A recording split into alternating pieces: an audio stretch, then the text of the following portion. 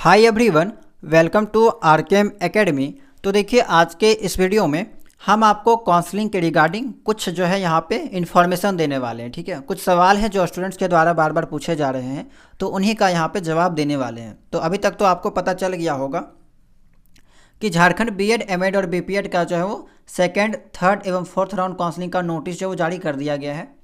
तो यहाँ पे जो पहला सवाल पूछा जा रहा है सबसे ज़्यादा, वो है आपका कॉलेज ट्रांसफ़र को लेके। तो देखिए, पॉइंट नंबर 4 में अगर आप देखिएगा तो साफ साफ यहाँ पे लिख रखा है कि वैसे अभ्यर्थी जो प्रथम साक्षात्कार से नामांकित हैं, ठीक है, यानी कि जिन्होंने फर्स्ट राउंड काउंसलिंग के तहत एडमिशन ले लिया है, और अगर वे चाहते हैं कि किसी दूसरे बचे हुए सीट पर एडमिशन लेना चाहते हैं, कॉलेज ट्रांसफ़र करना चाहते हैं, तो वे भी इन काउंसलिंग में शामिल हो सकते हैं।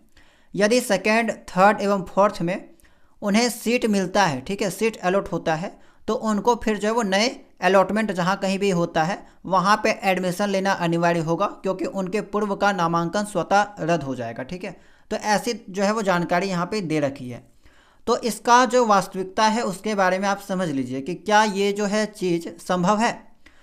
तो देखिए, अगर पिछले रिकॉर्ड को देखा जाए, पिछले वर्षों के अनुभव को देखा जाए, तो ऐसा जो है वो नहीं होता है। ठीक है, प्राइवेट कॉलेज में आपने एडमिशन लिया होगा तो 80% जो बीएड कॉलेज हैं प्राइवेट वाले, वो लोग जो है कॉलेज ट्रांसफ़र नहीं करते हैं। और अगर आप थोड़ा सा फोर्स कीजिएगा तो वो लोग क्या करेंगे कि आपके जो फीस आपने जो सबमिट किया है फीस, उसमें कुछ कटौती कर लेते हैं, कुछ काट के आपको रिफ़ंड करते हैं। ठीक है, तो ये चीज़ें जो है पहले देखने को मिली हैं। बाकी कुछ कुछ कॉलेज होते हैं जो समझदार होते हैं, ठीक है, तो वो लोग जो वो आसानी से कर सकते हैं। तो इसलिए हम आपको यही सलाह देंगे कि आप जो इस ऑप्शन को सिलेक्ट नहीं कीजिएगा। ठीक है, अगर आपने एडमिशन ले लिया है तो फिर आप लोग जो वो कॉलेज ट्रांसफ़र करने का प्रयास नहीं कीजिएगा।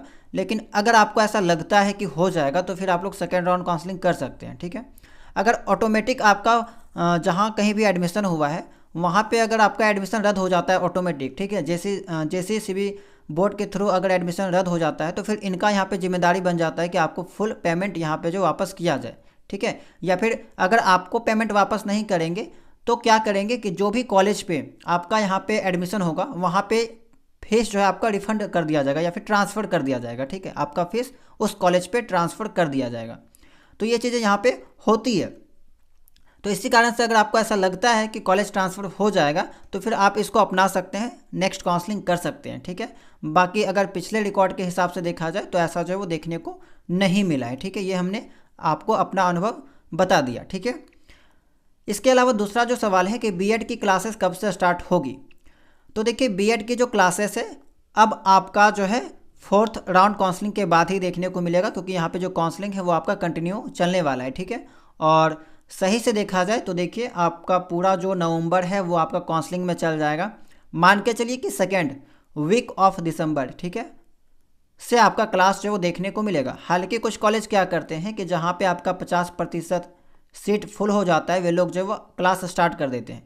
लेकिन अच्छा खासा से अगर कहा जाए, ठीक है, सही से आपका जो अटेंडेंस है वो आपका नेक्स्ट ईयर से ही स्टार्ट होगा। ठीक है, 2026 जनवरी से ही आपको देखने को मिलेगा। सभी स्टूडेंट्स जो उसी टाइम से जाना स्टार्ट करेंगे, क्योंकि दिसंबर में भी आपका छुट्टी वगैरह रहता है, तो वो लोग जो वो एक ही बार नया साल से स्टार्ट जो वो ठीक से किया जाएगा।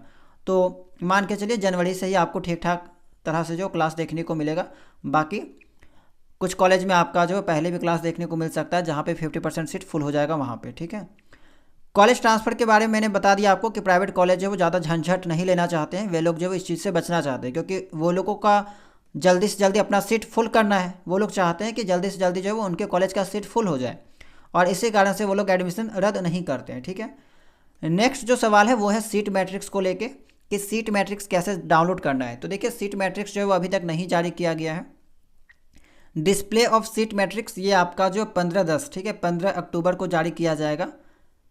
ठीक है, जिसमें आपको पता चलेगा कि किस किस कॉलेज में जो वो सीट खाली है और कितना सीट खाली है, और किस कैटेगरी का कितना सीट खाली है, सभी चीज़ों के बारे में इन्फॉर्मेशन दिया रहता है, ताकि उसी के अकॉर्डिंग जो आप यहाँ पे एडमिशन ले सकते हैं। ठीक है, तो यही 3 सवाल था जो मैक्सिमम स्टूडेंट्स के द्वारा पूछा जा रहा था। तो उम्मीद करते हैं कि यहाँ से आपका जो है डाउट क्लियर हो गया होगा। बाकी इसके अलावा भी अगर कोई सवाल है तो आप लोग जो है कमेंट सेक्शन में पूछ सकते हैं, ठीक है। सबसे जो इम्पोर्टेंट सवाल था आपका, वो आपका यही था कि कॉलेज ट्रांसफ़र यहाँ पे पॉसिबल है या फिर नहीं है। तो ऑन द पेपर ये चीज़ तो लिखा हुआ है, लेकिन एक्चुअल में देखा जाए तो ये चीज़ जो है वो थोड़ा सा डिफ़िकल्ट लगता है, ठीक है, आसान नहीं है। तो इसी कारण से आप प्रयास कीजिएगा कि इससे जो वो दूर रहें, ठीक है। तो चलिए इस वीडियो में इतना ही। उम्मीद करते हैं कि ये जानकारी आपके काम की लगी होगी। तो अगर आप चैनल में नए होंगे, चैनल को सब्सक्राइब कर लीजिएगा, बेल आइकन को ऑन कर लीजिएगा, और अगर आप टेलीग्राम चैनल से नहीं जुड़े होंगे तो जुड़ जाइएगा, क्योंकि जब कभी भी आपका सीट मैट्रिक्स जारी किया जाएगा तो हम आपको जो इसका PDF टेलीग्राम चैनल में अपलोड कर देते हैं। या फिर बीएड के रिगार्डिंग हो गया, स्टेट, ठीक है, एस्टेट हो गया, या फिर सीटेट हो गया, इसके रिगार्डिंग जितने भी अपडेट आते हैं, शिक्षक भर्ती से रिलेटेड जितने भी अपडेट आते हैं, हम आपको टेलीग्राम चैनल के माध्यम से या फिर व्हाट्सएप चैनल के माध्यम से आप तक जो वो जानकारी पहुंचाते रहते हैं। तो आपको कुछ करना नहीं है, ज्वाइन होके रह सकते हैं, ठीक है, ताकि आप जो है वो जानकारी से अपडेट रह सकें। तो चलिए इस वीडियो में इतना ही। मिलते हैं हम लोग किसी नए वीडियो में नए जानकारी के साथ।